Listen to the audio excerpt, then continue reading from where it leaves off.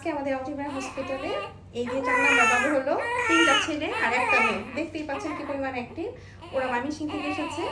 আর বাবুর মা হচ্ছে পানি ভাঙছিল। সকালে যখন আমার কাছে আসে তখন আরেকটা আমরা ডেলিভারি করাচ্ছিলাম, নর্মাল ডেলিভারি। ওই সময় ওরা আসে। তো ডেলিভারির মাঝ শেষ করে গিয়ে বাবুর মাকে দেখি যে বেশ পানি ভেঙে গেছে, মানে এএফআই অনেক কম, মোটামুটি 5-এর কাছাকাছি।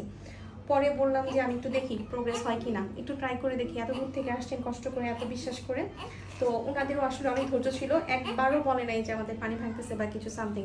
আমি দেখেছি যাদের ধৈর্য থাকে তাদের আমাদের উপর বিশ্বাসও থাকে এবং আমার উপরে ভরসা থাকে, তাদেরই নর্মাল বের হয়ে যায়।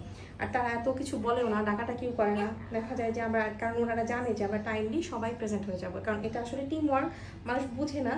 আর টিম ছাড়া কখনোই নর্মাল ডেলিভারি সম্ভব নয়, কোনো কিছুই না। সিজারেও কি সম্ভব টিম ছাড়া? কোনোভাবেই না, মানে কোনো কিছুতেই টিম ওয়ার্ক ছাড়া সম্ভব না। তো যাই হোক, মাশাআল্লাহ দেখতে পাচ্ছেন বাবুর ওজন 2 কেজি 700 গ্রাম হয়েছে।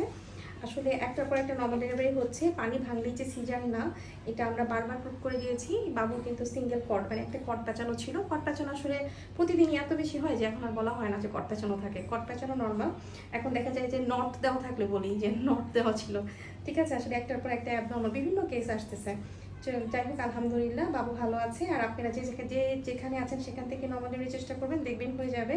আসলে অনেক দূর দূরান্ত থেকে রোগী আসেন আপনারা আমাদের উপর ভরসা করে, কিন্তু আপনারা যেখানে আছেন সেখানেও যদি একটু সাহস করেন আর ডাক্তারের উপর ভরসা করেন, দেখবেন যে নর্মাল ডেলিভারি হয়ে যাবে, এত দূর থেকে আসতে হবে না। তো সবাই ভালো থাকবেন, আল্লাহ হাফেজ, আসসালামু আলাইকুম।